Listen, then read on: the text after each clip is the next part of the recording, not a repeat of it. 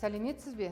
Менің атым Эльмира Ибрагимова. Мен Инкрузис компаниясының халықаралық директор дәрежесіндегі тәуелсіз серіктесімін. Бүгін мен сіздерді табысты адамның ойлау тәсілі тақырыбында ойыммен бөлісетін боламын. Әр адамның жетістікке жету жолы әртүрлі болғанымен, табысты адамдарды біріктіретін ортақ қасиеттер бар. Бұл олардың ерекше ойлау тәсілі. Жетістікке жеткен адамдардың ойлау жүйесі олардың шешім қабылдау дағдысында, уақытты тиімді пайдалануында және қиындықтарға төтеп беруінде айқын көрінеді. Табыс іс-әрекеттің оң нәтижесі. Алға қойған мақсаттарға жету. Әр адам әртүрлі өмір саласында табысты болуы мүмкін. Табысты адамдардың ең басты ерекшелігі олардың нақты мақсатының болуы. Олар өз өмірлерінің басты бағытын анықтап, соған жету үшін әрекет етеді. Олардың ойлау жүйесі кез келген жағдайды өз мақсатына жетудің мүмкіндігі ретінде қабылдауға бағытталған. Бұл оларға жігер беріп, ұзақ мерзімді табысқа жетуге көмектеседі. Нәтижеге жету үшін 80% ойлау мен жақсы көңіл күй, ал 20% нақты құралдар арқылы жететіндігі ғылыми дәлелденген. Адамның табысы оның санасына және қаржылық мүмкіндіктеріне тікелей пропорционалды тәуелділігі бар. Позитивті ойлау. Сәтсіздік пен қиындықтарға қарамастан, табысты адамдар кез келген жағдайға оптимистік тұрғыдан қарайды. Олар кез келген мәселені шешуге болатын мүмкіндік ретінде қабылдайды. Теріс эмоциялар мен уайымға берілудің орнына олардан сабақ алып, әрі қарай дамуға ұмтылады. Мұндай ойлау тәсілі оларға сенімділік пен мотивация береді. Позитивті ойлау, жағымды ойлар айналадағы адамдарды магнитше тартып тұрады. Көпшіл адам қажетті байланыстарды орнатып, тиімді келісімге келе алады. Адамдармен қарым-қатынаста ашық болу, тәжірибемен, біліммен бөлісу маңызды. Адамдарға көмектесу, олар қателескенде кешіруді үйрену, өмірдің бізге үйрететін қажетті сабақтарының бірі. Ашулану адамның көп энергиясын алады. Визуализация жасау. Лайфхак жобасының негізін қалаушы Леон Хо ренішті адам өз бойына жинамауға кеңес береді. Осы сәтпен өмір сүруді көбісі ұмытып кететін жайт. Әр күн бақытты болуға берілген мүмкіндік. Күн сайын қолыңыздан келгеннің бәрін жасаңыз. Мұндай іс-шаралар оң нәтижелер мен прогресс әкеледі. Табысты адамдар қиындыққа тап болған кезде олар мүмкін емес демейді, керісінше қалай істей аламын деп сұрайды.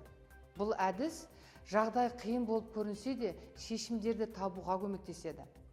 Адам ойы материалды, бірақ оларды шындыққа айналдыру үшін күш салу керек. Егер сіз бірдеңе алғыңыз келсе, алдымен қол жеткізген мақсаттың қандай болатынын елестетіңіз, яғни визуализация жасаңыз. Мақсатыңызды елестету және оны эмоциялармен толтыру әрине маңызды. Бірақ визуализация әрекетке ұласса ғана оң нәтиже береді. Әйтпесе бүкіл идеяның мағынасы болмай қалады.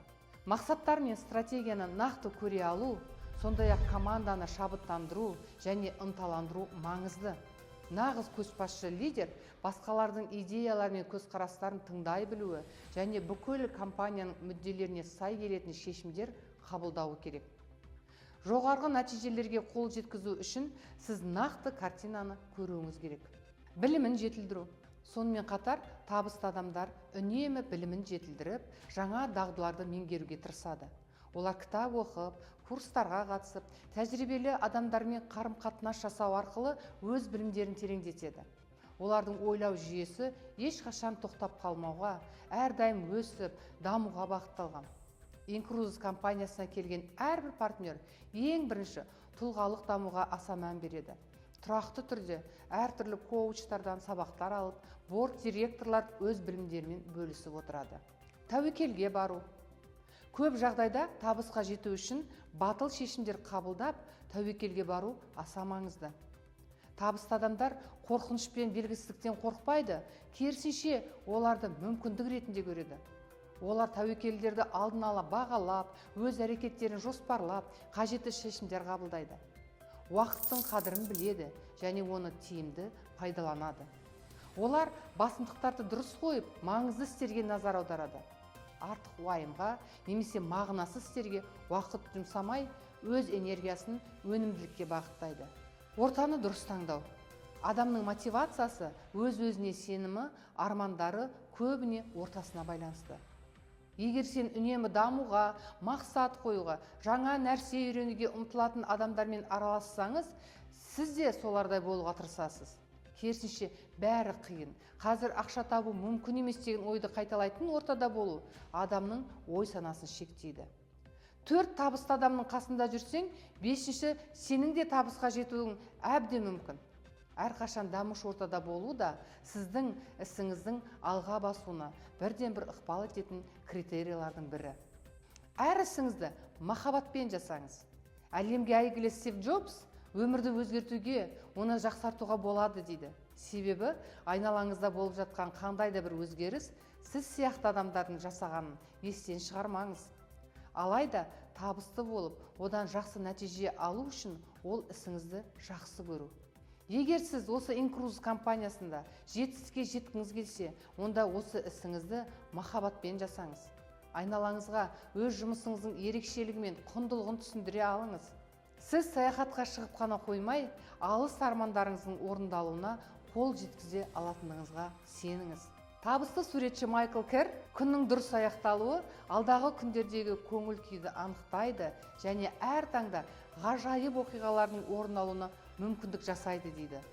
Америкалық бизнес сарапшы Лин Тейлор бизнесте жетістікке жетудің жолдары туралы былай баяндайды. Бір күнге жоспарланған тапсырмалардың орындалуын тексеру және күнделікті қорытынды шығарып отыру, себебі ол ертең болуы мүмкін қателіктердің алдын алады. Бизнесті бір жүйеге келтіру ойдың нақтылығына, дұрыс, тез шешім қабылдауға әсер етеді.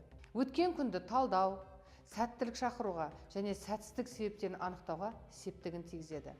Шұғыл емес істердің санын азайту және оларды басқа уақытқа көшіру, себебі энергияны үнемдеуге және мәселені шешудің жолдары туралы ойлауға ол мүмкіндік береді. Бизнесіңізге қатысты алдағы күнгі міндеттерді анықтау, тізім құру және оларды орындау туралы нақты ойларды жүйелеу. Командаңызға қолдау көрсету үшін үнемі алғыс білдіріп отыру. Командаңыздағы лидерлерге үнемі күлімсіреп жүрудің жарасатынын айтып отыру. Олармен белсенді қарым-қатынас орнату. Мақсатқа бағытталған ойлау адамның өмірінде тиімді шешімдер қабылдауына және табысты болуына көмектеседі. Қорыта келе, табысты адамның ойлау тәсілі мақсатқа бағытталған, позитивті, үнемі дамуға ұмтылатын және тәуекелге бара алатын қасиеттерден тұрады. Осындай ойлау жүйесін қалыптастыру арқылы кез келген адам өз өмірін жақсартып, жетістікке жете алады. Жетістік кездейсоқтық емес, ол дұрыс ойлау тәсілінің нәтижесі.